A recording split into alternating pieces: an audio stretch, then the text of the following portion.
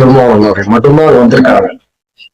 அவர் ஒருவரை பார்ப்பதற்காகவே அந்த கட்சியினுடைய ஒட்டுமொத்த தொண்டர்களும் வந்து குமியாங்க.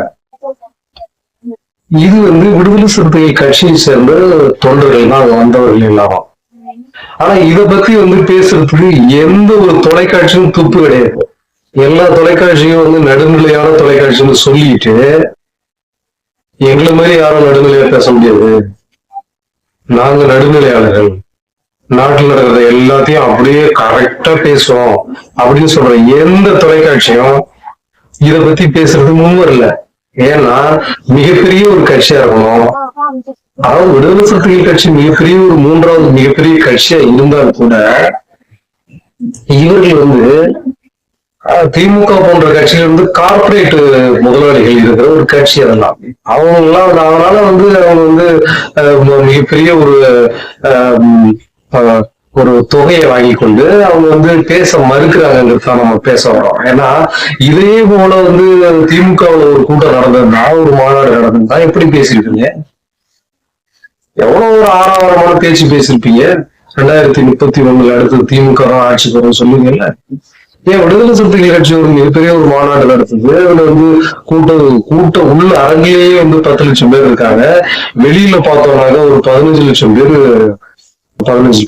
இருப்பாங்க. மொத்தமா பார்த்தா கிட்டத்தட்ட ஒரு 25 லட்சம் மக்கள் தொகை கொண்ட ஒரு தொண்டர்கள் கூட்டமா அது மாறினது. இத பற்றி எந்த தொலைக்காட்சியும் பேசல. ஆனா இந்த தொலைக்காட்சி எல்லாம் வெளியில பேசும்பொழுது நடுநிலையாளர்கள் ஒரு பெரிய ஒரு வேஷத்தை போடும். ஒட்டுமொத்தமாவே நம்ம தொலைக்காட்சிகளை குறை சொல்லுவோம். ஏன்னா எந்த தொலைக்காட்சியும் அதை பேச முன்வரல.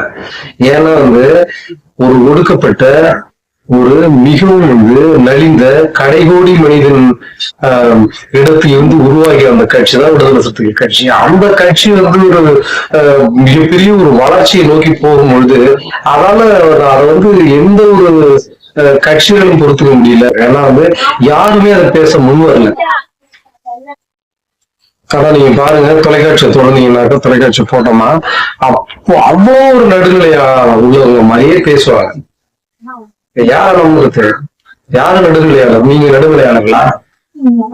கிடையாது, கிடையவே கிடையாது. நடுநிலையாளர்கள் என்று இருந்திருந்தா உண்மையிலே இப்படிப்பட்ட ஒரு மிகப்பெரிய ஒரு மாநாடு நடந்திருக்கும். மிகப்பெரிய ஒரு வெற்றியை கண்ட மாநாடு.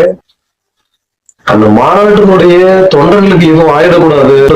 ஒரு நெரிசல்ல ஏதாவது தள்ளுமுள்ளி ஏற்பட்டு அதனால உயிர் சேதம் ஏற்பட்டு விடக்கூடாது என்பதனால் அதன் தலைவர் அவர்கள் தொல்காப்பியன் திருமாவளவன் அவர்கள் அந்த கூட்டத்தை மிக விரைவாக முடித்துக் கொண்டார்.